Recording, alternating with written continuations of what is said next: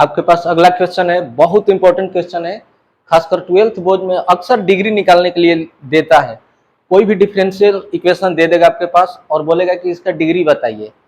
तो एक कंसेप्ट पर ध्यान दीजिए कि कोई भी function y equal to F X, कोई फंक्शन है, इसको जितना बार डिफरेंशिएट करते हैं तो वो डिफरेंशियल ऑर्डर देता है। यदि एक बार हम डिफरेंशिएट करते हैं, ये जो हुआ ये वन ऑर्डर का डिफरेंशियल इक्वेशन हुआ। यदि दोबारा डिफरेंशिएट करते हैं तो ये सेकेंड ऑर्डर का डिफरेंशियल इक्वेशन हुआ। तो जितना भी ऑर्डर होता है उसका जो मैक्सिमम पावर होता है, मैक्सिमम पावर है इस डिफरेंशियल इक्वेशन का डिग्री कहलाता है।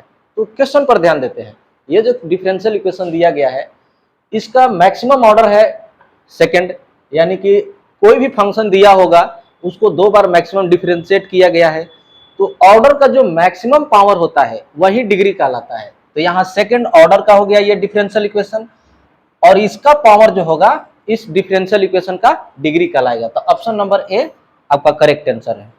यहां पर एक बात और ध्यान दीजिएगा कि यदि कोई फंक्शन पहले से दिया गया है और उसका आर्गुमेंट में डिफरेंशियल ऑर्डर दिया गया है तो उसका डिग्री डिफाइन नहीं होता है। एग्जांपल से समझिए, जैसे कि कॉस है, कॉस एक्स, यहां पर तो एंगल रहता है। यदि इनपुट जो वैल्यू हम लोग पुट करते हैं किसी फंक्शन में, वहां पर यदि dy बाई डी एक्स दिया गया हो, चाहे मान लीजिए कोई फंक्शन इस प्रकार से हो d2y by D x square हो, या मान लीजिए आपका है tan x d3y by D x cube.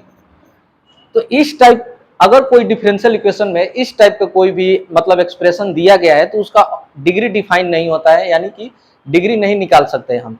जब इनपुट जहां पर हम वैल्यू पुट करते हैं यानी आर्गुमेंट की जगह डिफरेंशियल ऑर्डर दिया गया हो तब। चलिए नेक्स्ट क्वेश्चन पर बात करते हैं।